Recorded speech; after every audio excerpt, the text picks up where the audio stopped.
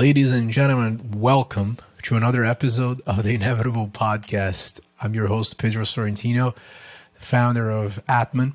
We're a different type of venture firm where every founder that's a part of our egregore, basically a group of people that share values and principles, they're all partners of the fund. We do several other things on the community side as well as different co-investment opportunities, not just in venture, across our community. It is my honor and pleasure to have here Alessio. Alessio is the CEO of Pipefy and a longtime friend, also the very first venture investment that I have ever made. Alessio runs a company called Pipefy. They have customers today in over 150 countries, have raised over $200 million at this point, recently announced a Series C led by SoftBank, raised from Insight, and other phenomenal funds. And Alessio has done what very few founders have done, coming from the city of Curitiba and then, building a business for the world. It's my pleasure to have you here, Alessio. Welcome to the Inevitable Podcast. Thank you. Thank you for the invite. It's been a pleasure after working together, I don't know, for 7 years-ish. I think so, yeah. Well, thank you for being here. So, usually we like to start, of course, from the beginning. And I know that you've had quite a lot of experiences as a founder, right? Pipefy wasn't your first company. You started another one that you later sold. But even when you were in college, you also ran multiple different, entrepreneurial endeavors. So I always like to ask, right, like for every founder that enjoys building businesses, when was the time that you realized that you were different, that you wouldn't follow necessarily the traditional career path that many would have followed?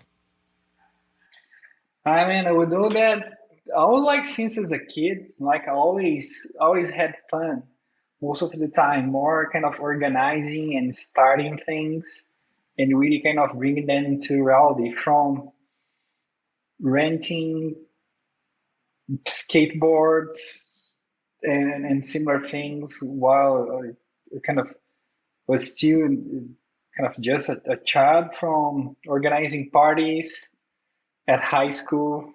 Definitely I had far more fun organizing, inviting, getting the whole thing done than just kind of being the party itself. So I always wanted to be an entrepreneur. So naturally, when I started to think okay, what I'm going to do, I went through business school, exactly because it's was kind of my fastest track to be able to start my business. In parallel, I always kind of work with tech since a kind of a teenager, fixing computers, taking care of my dad's network in his law firm as well. So it was a good kind of learning journey since then. Still in college, I created my first business, which was a local marketplace for basically to connect merchants and consumers. We act like a services marketplace, a mix between Groupon and Expedia-ish, where you could kind of search for deals in the city, things to your home or to fix your car or whatever. It was a good business. So it was as if Expedia meets Daily Deals. I would say that yes, kind of. Instead of having daily deals, we had a long-term relationship with those merchants.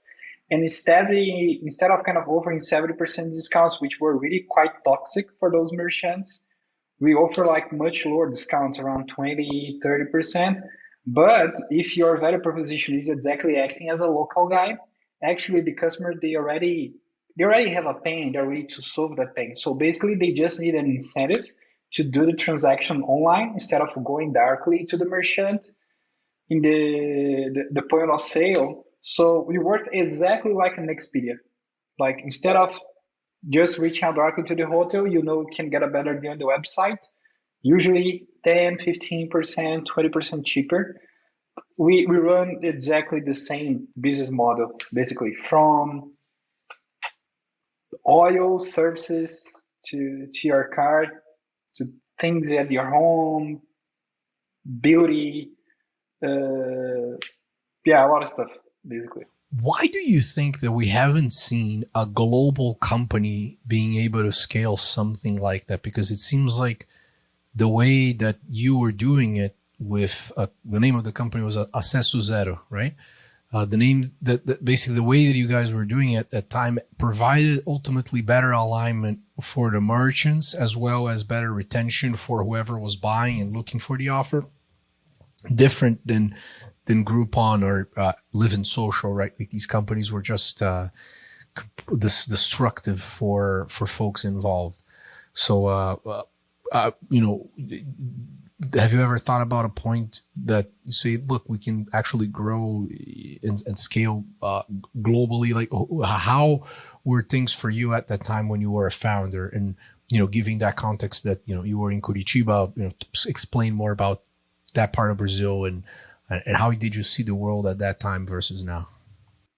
Yeah, I think like we had like a quite good traction in the beginning, and with good traction and early success, usually uh, people kind of can get arrogant quite easily. That's what happened a little bit with me. And I end up thinking like, we do not need VCs. We can grow the business organically. We crack the code. We know how to grow and scale.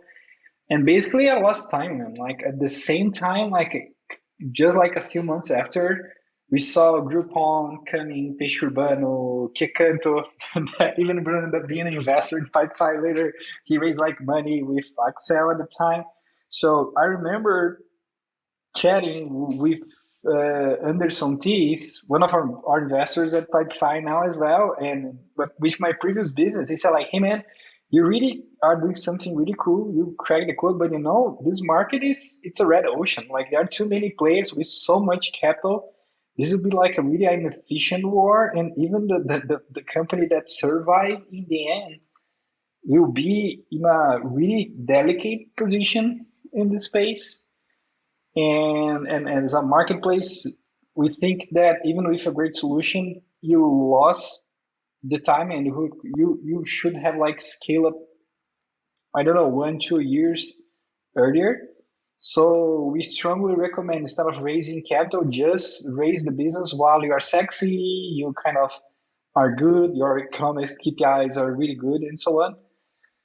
I try to raise capital in the kind of 3 6 months after that conversation. It happened exactly what he said, like too much competition. All the VCs saw that it was like a bad market, and at the time, a lot of questions around the Oh, space. and even at that time, also when you say all the VCs, I mean, I think this was when like all the VCs were what, like five Six, funds, six funds in for example. Latam are very different. And like today, SoftBank issued a report. They said over 1,000 active funds in Latam. That's crazy. Yeah, that's crazy. But I did exactly what he advised. Like I saw the business was a good exit, not enough to say that I have like F money and I don't need to work anymore, but I would say that that that outcome plus the experience I acquired, that's what it served as the seed for me to complete change my mental model, being really aggressive with Pipefy and really kind of shooting for having my home run Nice. and creating a winning business. It That's was a great. it was a good learning, good I learning was journey. not aware of that piece of advice from Anderson. I'm such a big fan of him. He and for those that don't know, this is the Anderson Tees. You know, founded Red Point E Ventures, and now as you know, working on new things. He's actually coming over for dinner next Friday, so I'm a big fan. But so glad that he had that positive influence, and then later on invested in you.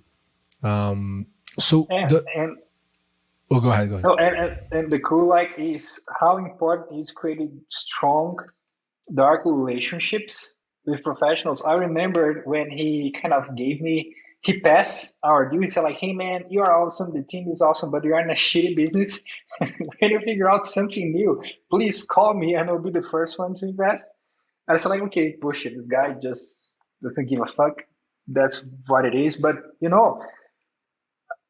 year ish 2 years later, I remember when I had the idea of Pipefy, we still were like maybe a crappy MVP and a few PowerPoint slides. And he literally, from the first meeting to getting the term sheet from him, it took me, I don't know, 3 hours. So the guy is really, really nice. That's awesome. Very, very good. And then one thing I wanted to touch upon was just that shift from you. It was a different world, of course, with, pre-pandemic, and, the world wasn't fully connected and distributed the way that things are right now. But you were like, look, I know I'm a founder.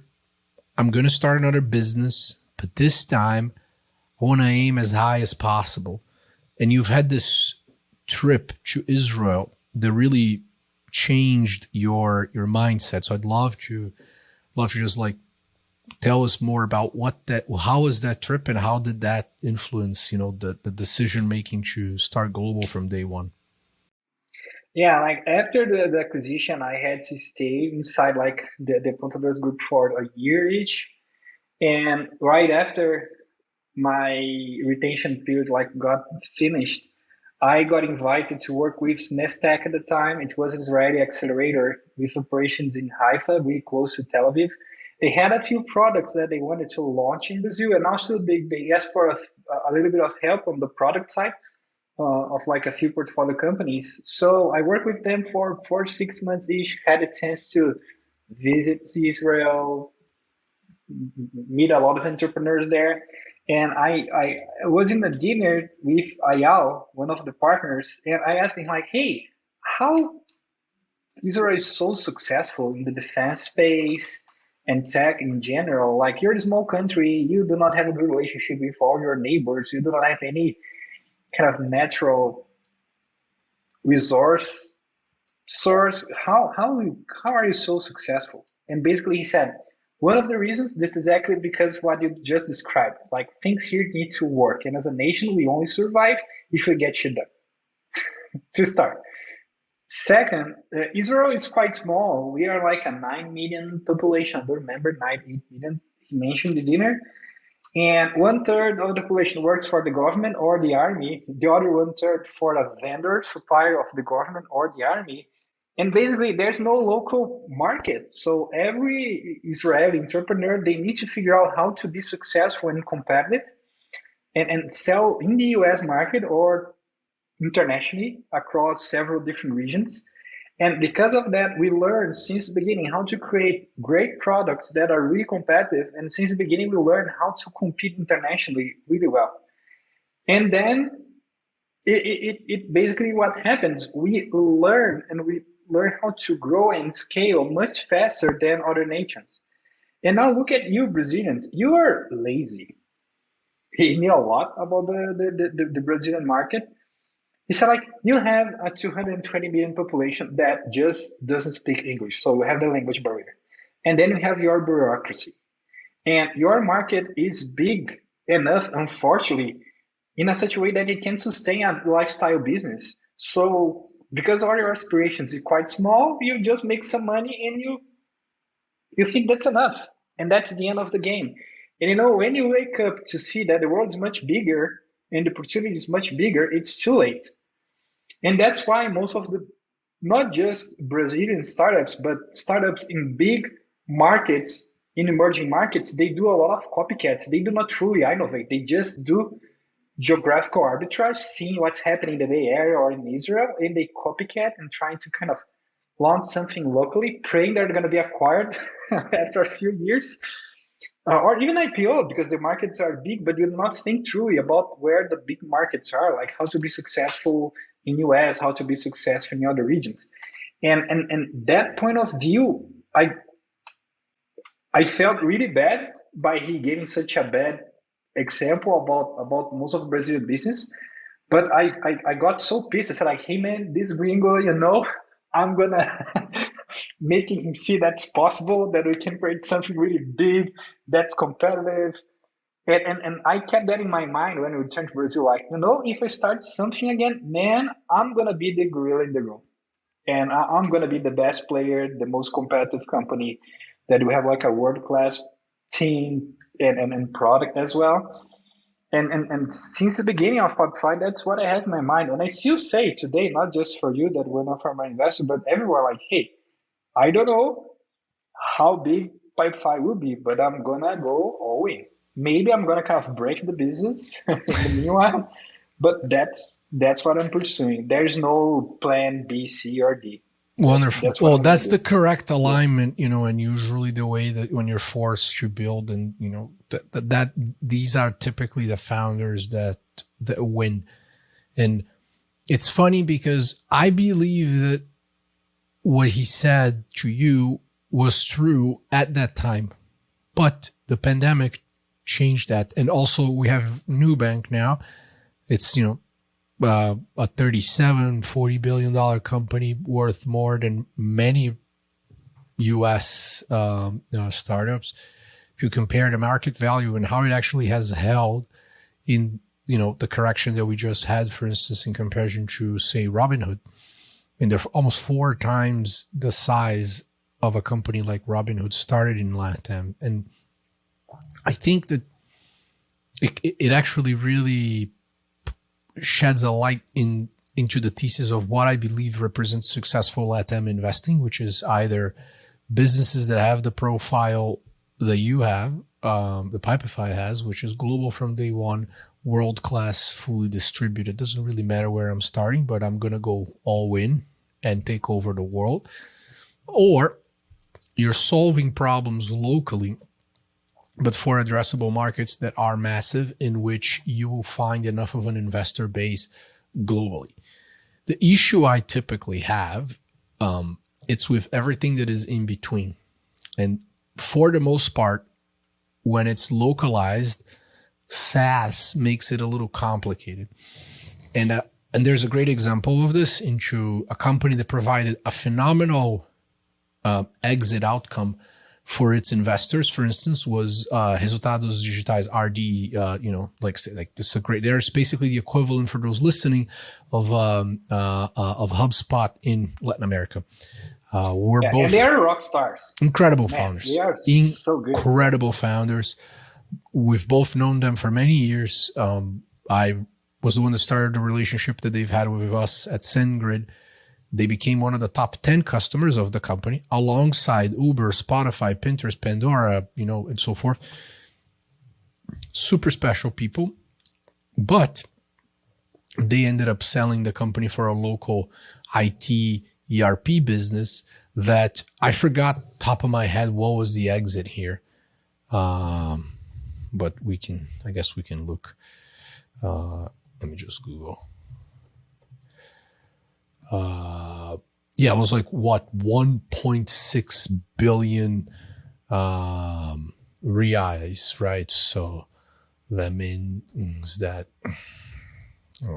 divided by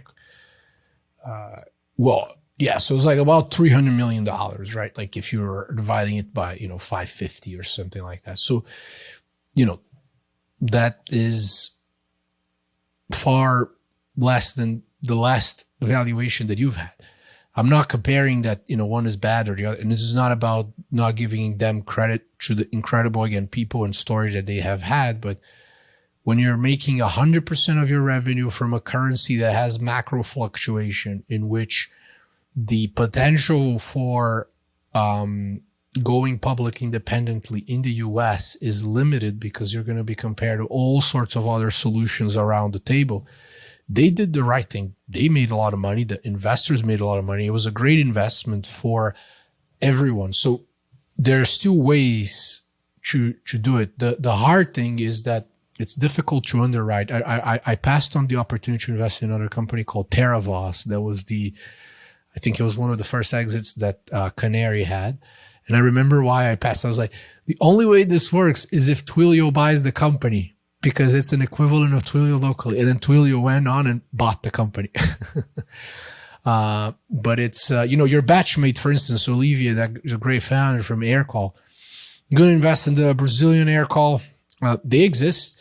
I don't remember the name, but it's there. And so how do you underwrite? It's a completely different game than the game that we are set out to play as a fund, as a financial product. So if you combine these assets, I think it's complicated. Having a localized SaaS specific fund for LATAM makes sense, right? We're both good friends with Diego. He has a micro fund that's great, SaaSholic, and looks at all the best deals there. Like that's a great, it's a great way of carving this middle niche, I would say.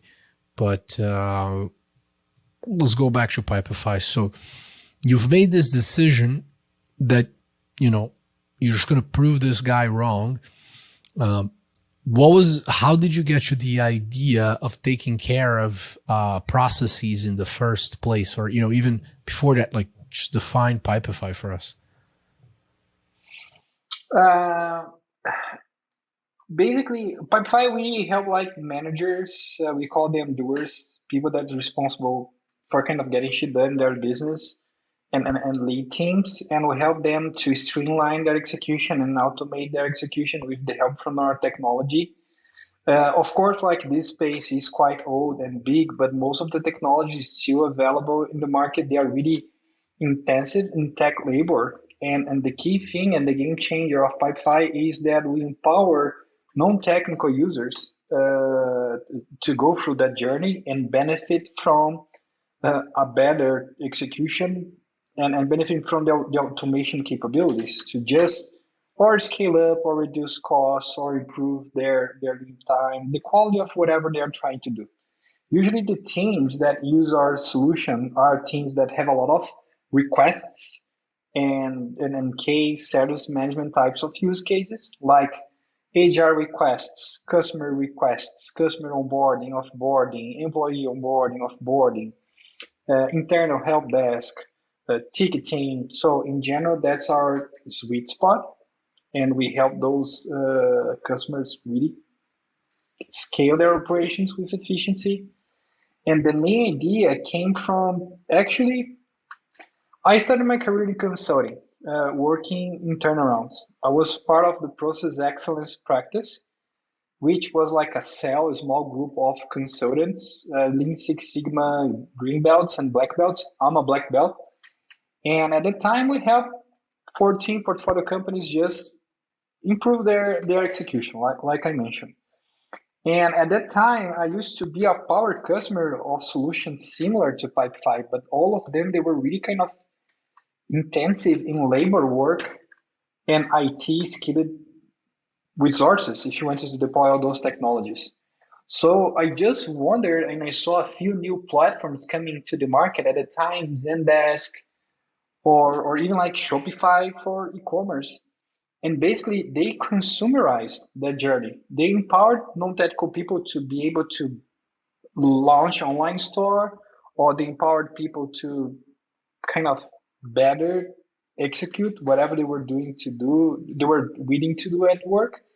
And basically, I had the same idea. At that time, I didn't want to create like a powerful process operations platform or the next gen workflow platform or even business process automation platform.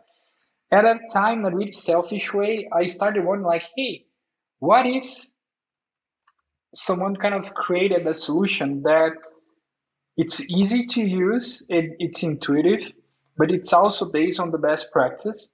And we do not provide just the technology, but already pre-built template with the best practice and with the right way to get things done inside teams. And basically that mix between a great, easy, intuitive software combined with better process templates that already were like the best practice worked really well. So basically our users, they just search for the process they are trying to better manage. Probably they're going to find like 3-4 templates. They can cherry pick the one that fit best their needs and get up and running in minutes. That's why we have like small, fast growing startup to big enterprise powerhouses or even governments using our solution. We empower doers, those non-technical users, to be more effective. No, that's great. And as a curiosity for the ones listening, when we wrote the first check to Pipefy, I was working at Funders Club as an associate, and Jared, has been a guest here, now runs a company called CodeCov, a wonderful friend and a brilliant founder. And we had no revenue. I think I had like $2,000 in revenue, and but you had a very successful launch on Product Hunt, which is kind of interesting now that, they're part of Hyper, this new VC farm accelerator program backed by Sequoia, and recent, it's kind of like embedding the Product Hunt launch formula almost, that you had with, Dave McClure's 500 Startups framework, right? And you say, look, I want to launch it on Product Hunt, I'm going to create a little bit of a buzz. And so there were over 10,000 signups from phenomenal logos. And it was so interesting to just see the level of enterprise interest into a product that was a beautiful product, is a beautiful product, but was still solving something boring, right? Like you're talking about cloud workflows or BPM, business process managements and so forth. But the reality is that you don't want to think, right? There's that great UI UX book, like Don't Make Me Think. As the user, I just want it to be easy when I need to pay someone or onboard an employee or make any sort of decision that standardized in one way or another and needs to scale across multiple different departments and humans and so forth. And when since the company didn't have any revenue, the way that we were able to properly underwrite that we were in front of something special, I think that the very first check we wrote was at a $6 million valuation at Funders Club, right? And yes. Well, lucky to all the investors, I guess. But that we actually went on Intercom and looked into how many users were inside Pipefy on a given client account, and then how many of those were still logging on after 30 days and 60 days. And we realized that your retention, once you've had more than 10, 15 humans in a given organization using the platform, was as high as Snapchat addictive dopamine users before, expense reports or a calendar for content writing or, something like that. So we were like, wow, there's certainly something here. And the combination of that plus a beautiful product certainly, made it an obvious choice at that time. So I think that not every product starts as beautiful as Pipefy in that way. And that's a big shout out to Maudivan as well, the great designer behind, all that product, all this, the product and the team, of course, now with, hundreds and hundreds of employees. But what was the transition from being a sexy product versus saying, hey, I'm going to close some large banks and telcos and professionalize my sales process? And because I remember a philosophical question that we've had and discussions that we've had was like, do I want to start another Trello, or do I want to do something that is more, on the ServiceNow UiPath type of route? How's that? Yeah, long story short, in the end, we sit exactly in between those extremes. But in the end, I would say the foundation is the same. The main value of creating a design-centric product, it's still the big soul of our company, and the main reason why we still grow the way the way we grow, and the product is still even sticky as it used to be in the early days. If a given team adopts the solution, we know that naturally Pipefy will start growing organically and start spreading to our teams. That's why when we have one of the best retention rates in the industry. But the key thing, which I think it's really unique in the case of Pipefy, are actually a few things combined. First, we are really specialized in collaboration. And basically collaboration, you need more than one stakeholder. So in order for you to get value, you are orchestrating the collaboration between multiple stakeholders, exactly like using Zoom or using Slack or other collaboration/communication products, or even Dropbox, where your problem is share a file and you need to share that file with someone. So just by the type of problem we solve, we have a natural product-led motion, just by the type of problem we solve. And the second key, which was also the key factor for us, is yes, we do sell like 6-digit big enterprise deals, and we sell to big banks, enterprise powerhouses today with thousands of users. Yes, but everything starts with a doer. Because if you see a manager inside a big company or the CEO of a 20 employee business, kind of the same. Their problems are the same. They're just trying to figure out a given process that needs to be more efficient or more predictable or better done by the team.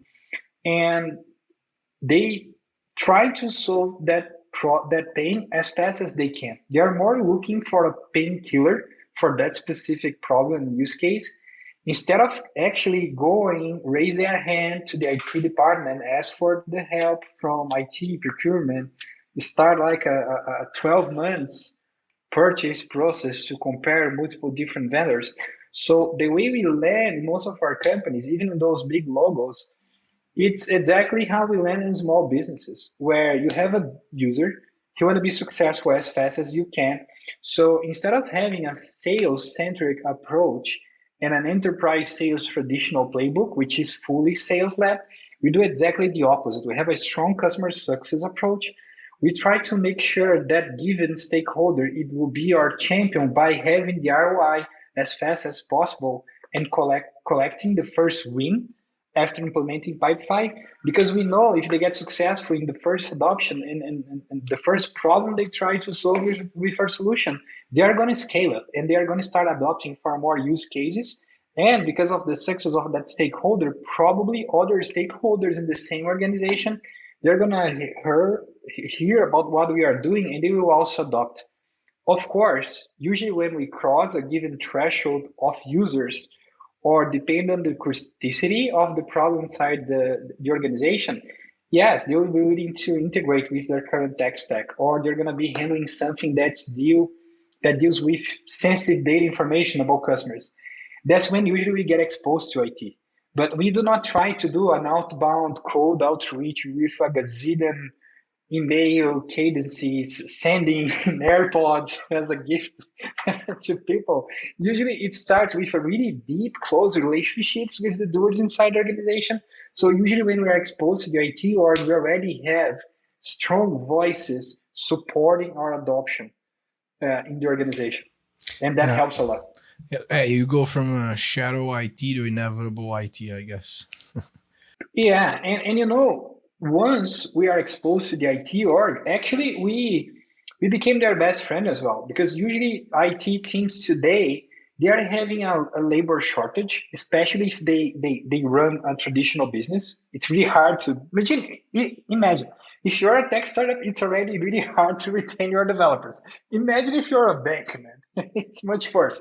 So they are short in terms of labor capacity, and their backlog of asks coming from the business users, it's an endless backlog. So if they can find a tool that empower those citizens to be able to solve their problems much faster and even give agility to the IT org as well, actually we can be their best friends because we can clean their backlog by empowering the business users to solve their problem by themselves, but under the proper parent supervision, where they have a lot of control in a platform that's reliable, scalable, have good APIs, integrates with their tech stack. So it's a really good fit. Usually our customers, they are customers of those big solutions like ServiceNow, but then for the body or the long tail of the process in the organization, Pipefy is really complementary and it connects really well with their current systems. And you'd say that it ultimately, because of that, user empowerment, as well as not just on the self-service side, but how much of that is also with consultative sales, right? Because you guys have a partner network as well, and I'm sure that you start having sales employees that are specialists in certain verticals, right? So it's like, hey, I can really help banks or telcos. And how have you divided that, given that the solution itself is horizontal and can apply to any company of any size? If you need to organize yourself as a founder and scale up and be efficient, how do you do that? Is it typically dividing it by themes or size of contract? Both things. The answer is yes for everything. Because like in one side you have like high velocity small businesses. They are just kind of starting their journey on adopting, doing their digital transformation. But on the other side we have those big customers as well. The bigger is the complexity of the problem, or the bigger is the size of the operation, the more probably that given customer it won't be looking just for the technology, but they're going to be looking for a solution. And when I mean a solution is the technology itself, but the business best practice in understanding really well how to run business in that specific vertical, and also a trusted advisor, someone that if something goes wrong, they can call, ask for help, seven seven days a week, 24 hours a day. And that's exactly when it started making sense on having solution specialized professionals that can help our customers understand the business challenges and what they are willing to solve. Or even if the customer they have budget and actually they are looking for someone that can be there in place helping them with their problem. We have a strong partner network that are really specialized in their industries like retail, CPG, industry, financial services, or whatever. And they know the business best practice and they know our technology really well. So they can solve those problems really fast by working locally with the customers. The other reason why we partner so much with those big consulting firms like Accenture's, KPMG's, the IBMs of the world is that basically they make profits from services. And usually those big multi-million dollar consulting projects, especially after COVID, they are not there anymore. Customers are getting far more thoughtful on investment decisions and they are migrating towards a waterfall mode where they committed with a big top-down investment and they are breaking down those projects in much smaller and iterative initiatives with clear milestones and success criteria, and basically they double down what's working. And because of our agility, provide the best technology for those consulting firms to move really fast and solve those small niche solutions and then start growing their pool of services and start cleaning the organization to win those bigger contracts and start winning those bigger consulting projects as well. So in the end, we are giving them a faster time to value and a more granular capacity to solve long tail problems inside their customers. And those long tail problems, or they were addressed in the past, and basically it's a mass market that got unlocked by that capacity to go deeper in the organization. But also, actually, sometimes that's the Trojan horse they needed as well to start building a relationship with a given account, show a fast, quick win, and from there grow the relationship and sell other contracts as well over time, which is good for them and for us, of course. Yeah, absolutely. It's like a magical flywheel of land and expand. So switching gears a little bit and getting a little more personal, as how is the development for you as a CEO? And if you had to divide even in chapters, right? Because there was a time where it was you working with a software house to develop the first version of the product. Then you started hiring senior executives. There was a company when it was just in Brazil, then moving to the US, raising a seed round, an A round, a B round, a C round. If you had to divide it in chapters as your development as a founder, how would you basically make that division, and how would you describe Alessio, on those specific moments? Man, it's been a great learning journey. I never had the chance to lead a team as big as Pipefy now, so most of my challenges, I think they were ahead my capacity almost all the time. So it's been a really interesting learning process. And I would say it changes a lot because at the beginning, of course, you just had an idea. And I think the key success factor, it's your capacity to first understand the customer needs really well and be able to translate into a good solution to that problem, and your capacity to build a great product, and the capacity to build a great product especially is important while you are picking up the first team members that are joining and building that core team. Exactly like you mentioned, Moriva, we have Felipe, we have like Rafa, and several other team members that add a ton of value. But I would say that it's the hustling phase, and a great team, strong personal bonds, and a huge commitment on trying to be successful and executing really well. Usually, it's the most important reason why you are successful in early stage, and that resilience on facing adversity and keep moving forward even with a lot of difficulties. But it changed drastically over time as you grow and you start kind of having a professional structure around the business. I think that's exactly when you completely migrate from an entrepreneurial way of doing things and that problem solving mindset towards an engine building mindset. And that's when you do the transition from an entrepreneur to an executive or a professional CEO, let's say. Because of course now Pipefy is close to 600 professionals, and man, whatever you want to do, it takes 6 months or a year to see the results from changing the direction of the ship, making sure we have the best professionals, the best culture, the best systems, and so on, in order to execute. And that organizational capacity to build those teams and make that machine work, it's completely different. It's a different playbook, of course.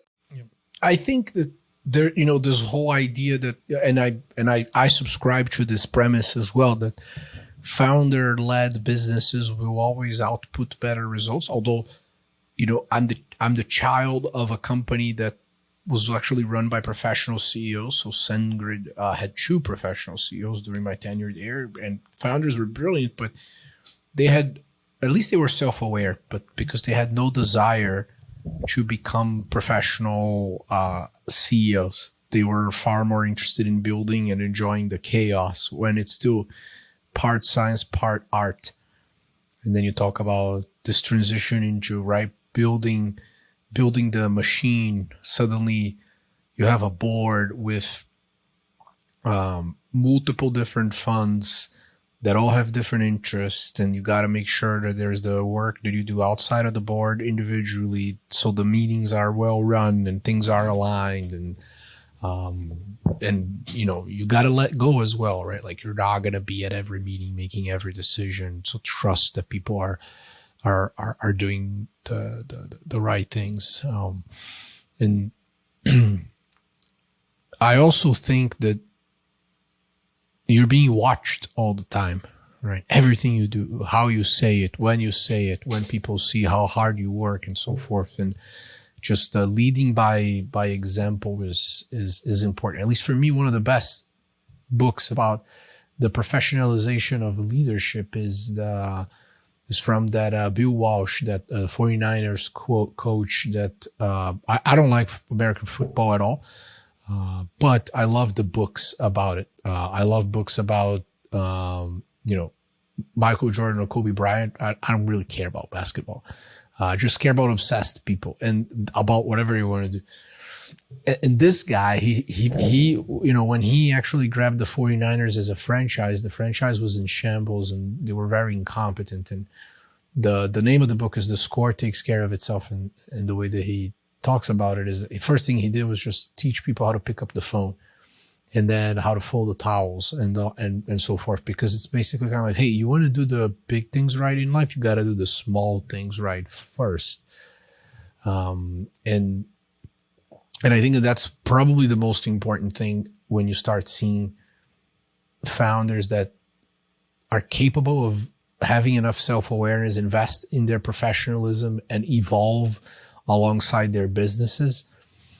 And this is a big correlation with the success of the company. Granted that it's building up something that people want in a market and so forth. It's so hard, so chaotic and ups and downs, as an entrepreneur. But typically the businesses that I've invested in that haven't gone that well are founders that when things go wrong, they stop sending the investor updates. They stop communicating with people. I mean, this week something happened that was a very bad demonstration of trust, in my opinion. A company I've invested, I heard that the founder did multiple layoffs through a group that I'm a part of.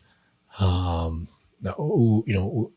basically, when I saw that, I was like, wait, you just fired 25% of your workforce and you have never talked about any of that with your investors. So it's his choice I think that where my mind went was more kind of like, oh, there's a chance that this founder is not ready to run a multi-billion-dollar company because he just doesn't understand the fact that he broke trust, because we're there for the good days and the bad days. So, and then you're like, look, if you're having, it's not because you're having a hard time and you had to go through layoffs. That's part of life. Difficult, but tough times. But it's just how you deal with certain challenges like that. I think what, for me, I don't know if it's like a playbook that will work for everyone, but I always try to over communicate the max I can, not just the issues that are happening in the company, but even the things I fear that eventually can happen. Because I think, like, in the end, like, investors, they hate surprises. I think that's the worst. That's one of the most toxic things in their relationship. And I don't know, like, I would say that eventually I probably made a lot of mistakes in that journey as well, so I wouldn't judge those founders. Sometimes, like, you need to do the hard things and move fast. I don't have any clue who is or the reasons why they take those decisions. But for me, the most important learning thing is, first, you need to understand that you use the perfect word is that instinct or that art part needs to translate towards a more scientific way of thinking and a good data-driven model while you're running the company. But as a founder, you still need to be unreasonable, because I think, like, as the founder of the company and the founder of the culture, you are still the fire that will really ignite and create urgency sense and stretch the team to do what you need to do. But you need to learn how to delegate. You need to learn how to set up goals. You need to learn on a daily basis, like how to run a staff meeting or how to run a one-on-one session. And when you realize that as you scale, you start to be more and more professional, and the responsibility for doing the right things, it grows as well. The way on how you deliver your results start to be important as well. I think sometimes the founders, they need to make the choice. And I don't know, but you mentioned the founders of SendGrid. If they are self-aware and they realize they were not the best athletes for that phase, and they realize that actually, as stockholders of the company, it was the best decision. Because the sooner you realize that they are not willing to pay the price to change how you work, change your mental model, and change how you engage with your team and start to be more professional, The problem is when founders they avoid not just themselves and start screwed up with other stuff, but even they avoid with their teams. Sometimes they're really loyal to the folks that were in the beginning of the business, and the results starting to do not come because you need to upgrade the quality of your team and the playbook. And what brought you where you are, that's not a guarantee that you're going to be successful in the future with the current teams you have. And sometimes those founders, they realize that they do not realize it's time to upgrade the game and professionalize. Most Or it's certainly. time to start, or start Yeah. dedicating more. Yeah. No, absolutely. I mean, when I started Sangre, we were 11. When I left, we were over 400. I have had 4 official roles, but many, many different hats.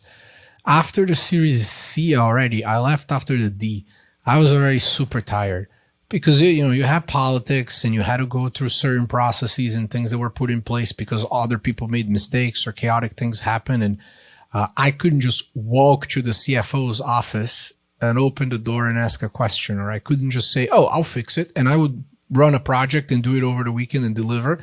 That's how I ended up being promoted 3 times, right? So I always appreciated the arbitrage of being a top performer in an early stage team. And I like the dynamics of small teams. So I'm not suited for any of that. Fortunately, I managed to then transition to a career in venture capital after that period, but I was aware of it. I hated it already. And my, one of my last managers there, it wasn't, there was no fit. I had no interest in, going through a corporation. We were there to just, help develop. I mean, there was just a whole different mission, and I'm just, honest with myself. And but I've seen founders that they have these people out of emotional loyalty, and they just don't fire them. They keep reallocating them or giving them other chances, and you're just burning your VC money.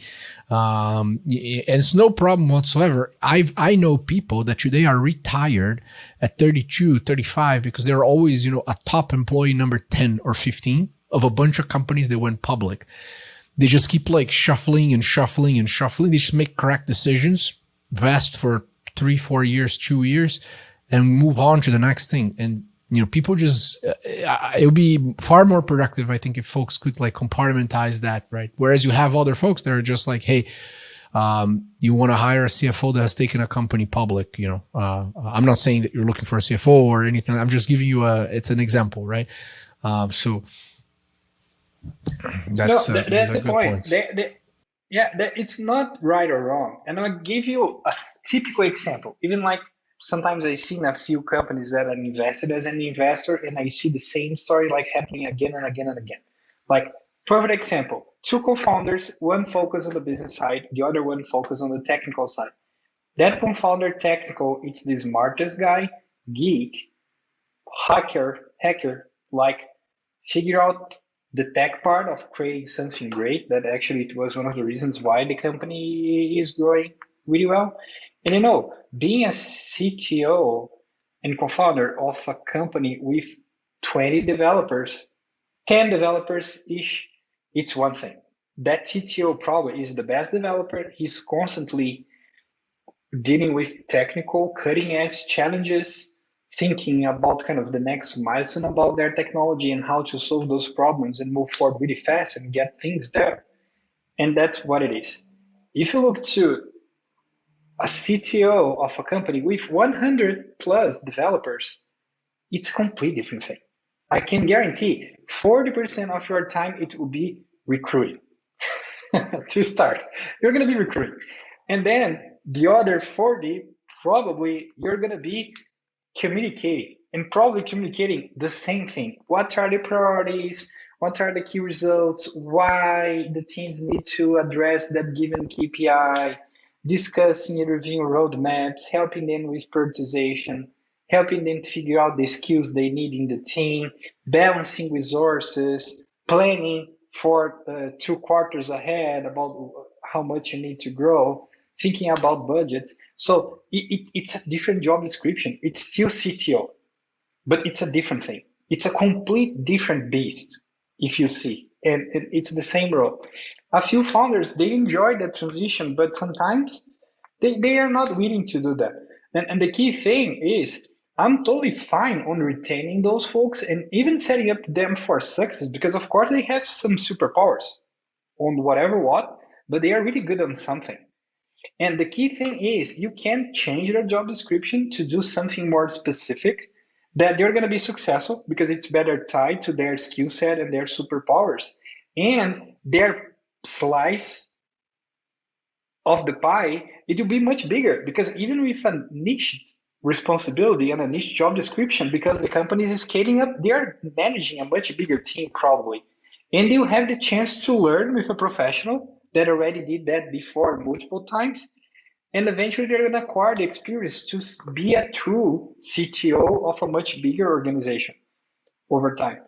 The key thing is people need to be they need to be self-aware and the founders need to be aware as well about what's the right timing to make the decision because usually the early team members they end up being fired because they take too long to make that decision.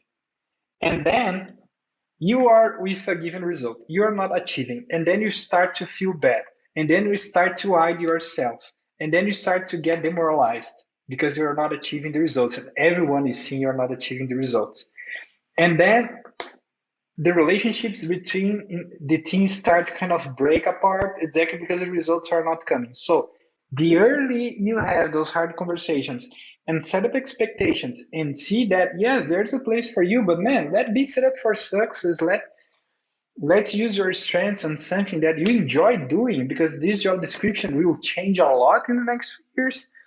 I think it helps a lot. That's one of the reasons why I would say from our early team members, still a lot of them are in our organization, are happy and are still adding a ton of value. But the key thing is really realizing when it's time to divide to conquer, change the job description, making someone getting more specialized, and so on. Yeah, absolutely, absolutely. Switching gears a little bit as we approach the end. I mean, I could be talking up over hours and hours. I unfortunately have a hard stop, and but I would do wanted to touch on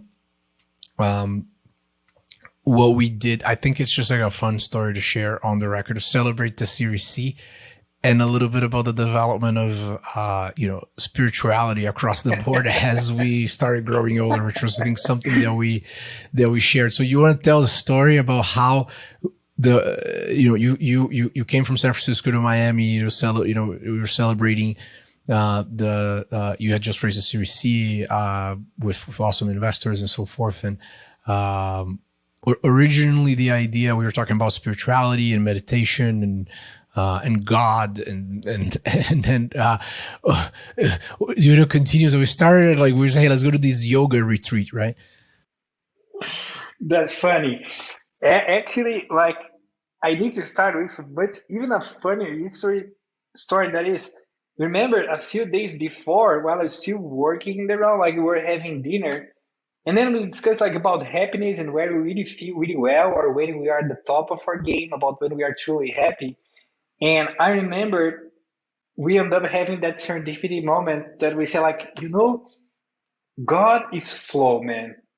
And flow for us, it's when we are working and we are kind of crushing the things we are doing.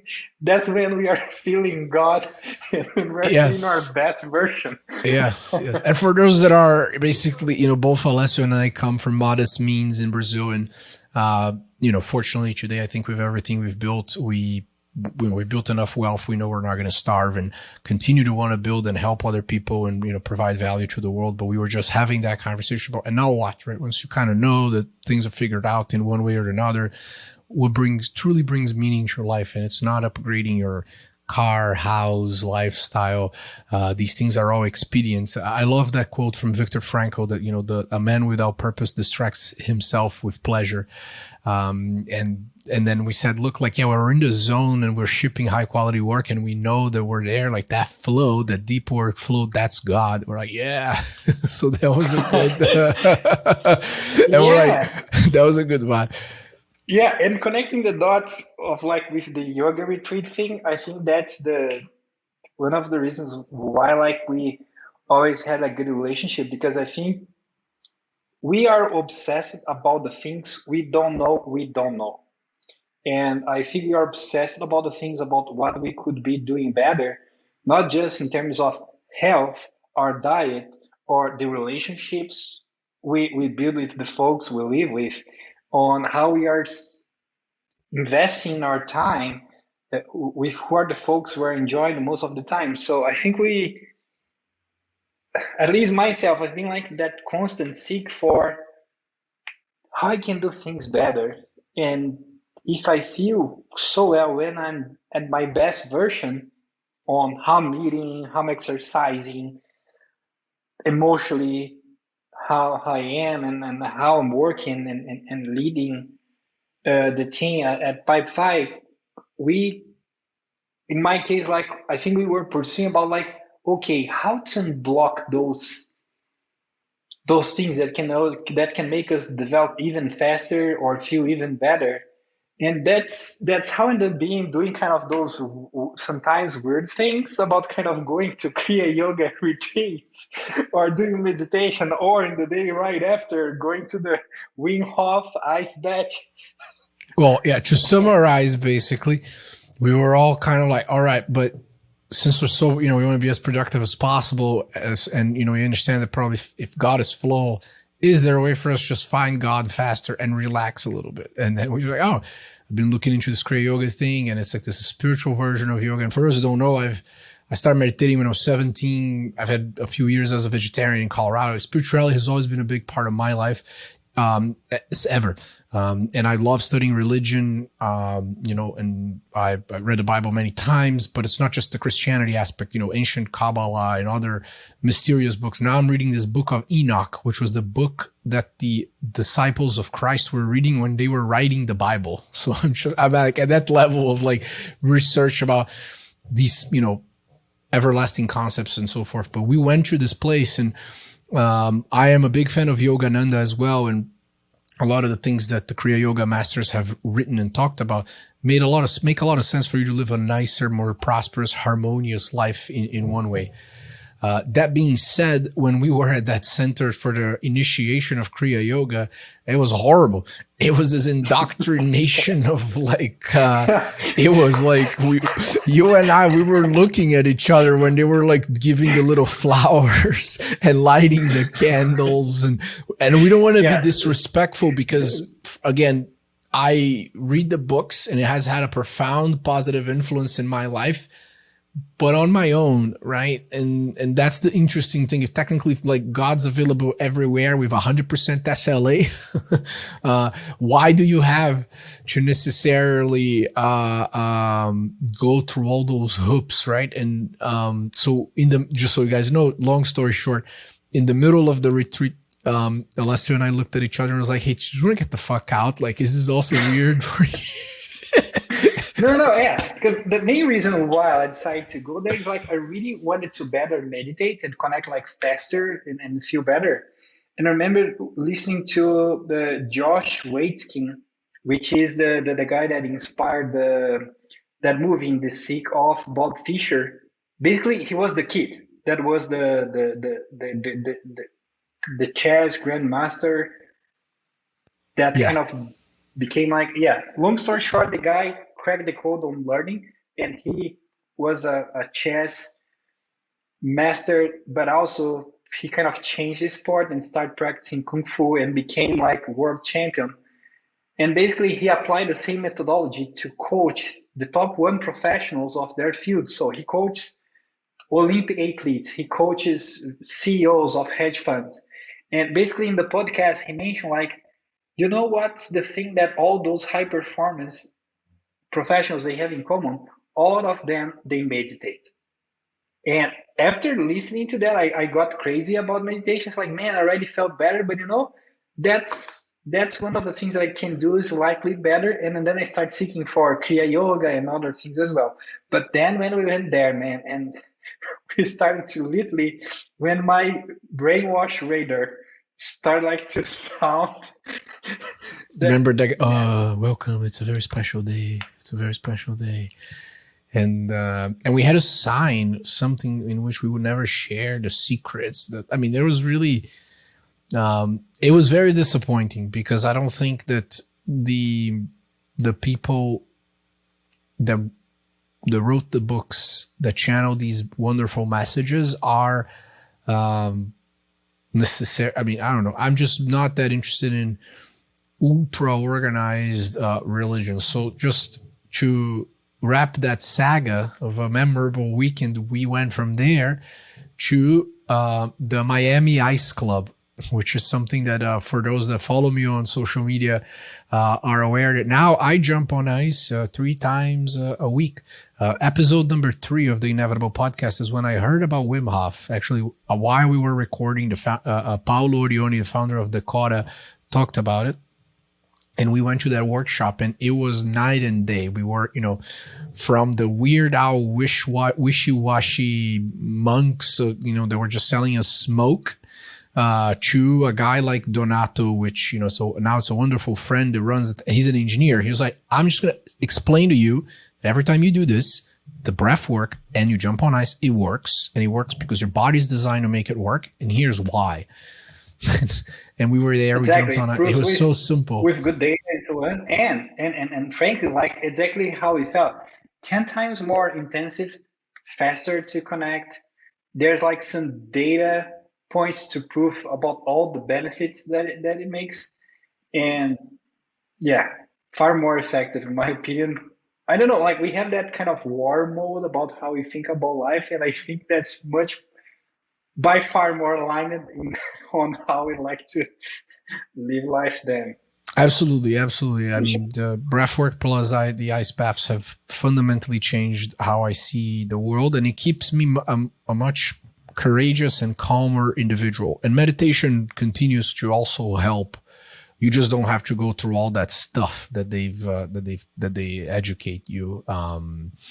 But to wrap it up, Alessio. Unfortunately, but we will have other editions, and have you again in the show for sure. But what were some of the things that you've started doing recently that, or something that you bought that fundamentally like changed the quality of your life? It can be something small, like a Bluetooth speaker in your shower, or starting drinking espresso tonics that you taught me that.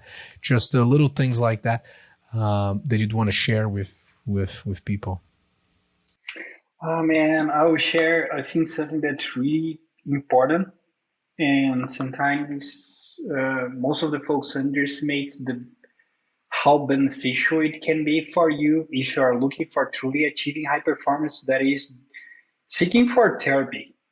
Like if you want to be out seeking of for what? Sorry, from kind of maybe it's not the proper translation. It's therapy. Therapy. Just having a therapist and coaching and okay, definitely having a therapist, because like people tend to think about having a therapist about something that when you are in bad shape, or when you're not feeling well, or when you're having some mental issues. And that's exactly the opposite. If that's the way you see that, you are underestimating the impact it can have in your life.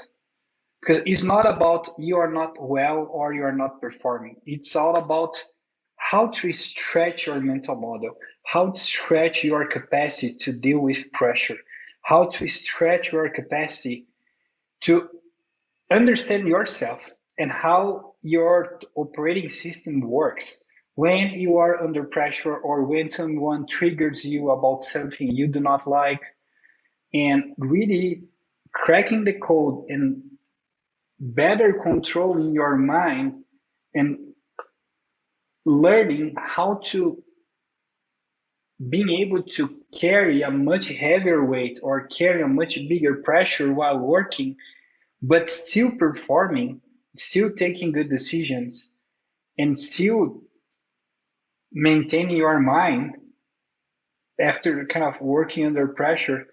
It's a really strong skill. It's not a coincidence that most of the high performance professionals, they have a coach, they have a doctor that supports them physically, but I can guarantee they have a psychological support as well to really understand and fully control their mental state while they're performing. And most of us, especially tech founders or knowledge workers, we are we are an athlete. We are paid for taking better decisions. We are paid for executing. We are paid for being a great leaders and not losing our mind while working with our with our reports. So learning how to crack the code and better control your mind to be able to stretch yourself more and be under the high performance zone for more time on daily basis, it's a superpower. And if I say that, if compared to all the investments I did, I think having a therapist by far, it was one of the best investments I could have done in the last years. It makes a massive sure. difference. I've been doing therapy since ever, I'd say probably for over a decade. And I have different therapists for different types of problems as well, which is kind of interesting. And, you know, again, we are probably in, I mean, the same level of demand that a professional athlete has. It's just that we do that, but in the business world and tech world. So, taking care of yourself, taking care of your body, taking care of your soul, and your mind is really important. And the nicest part I would say about having a therapist is that it's one of the very few places in which you can be truly, truly vulnerable with a third party that is 100% independent, paid to be neutral, with total privacy, right? So it's immensely valuable. And I think that this is, it's a wonderful, wonderful recommendation for sure. We're going to have you back again for a longer period of time. I apologize for having to wrap it ahead of us touching upon other, incredible topics. But Alessio, thank you again for being here. Hopefully, this was a great episode. Wonderful conversation as always. Good to see you, and looking forward to seeing you in person soon. Man, thank you. Thank you for the invite. And eventually one day, I think we can just talk about performance, mental models, how to hack your skills to kind of be able to lead more, better, perform more, and all those things. That's a thing that I'm passionate about, and I'm constantly seeking for great insights. And I imagine we can talk for more a whole night sometimes. Oh my God. I think that would be, let's do that. Let's just have you back and we'll do a full inevitable, episode only on, productivity, performance, techniques across the board. And we can talk about, nootropics, things that aren't necessarily like fully authorized. Kriya yoga, ice baths, lifting weights, shooting guns. I mean, I know that we've both tried many different techniques, and that actually would be a really fun conversation. So the tagline can be how to be unstoppable. Yes, inevitable. Inevitable. Yes. How to be inevitable. Exactly. Wonderful. Yeah. Alessio, thank you. And for those listening, see you soon on the next episode of the Inevitable Podcast. Thanks for joining. Thank you.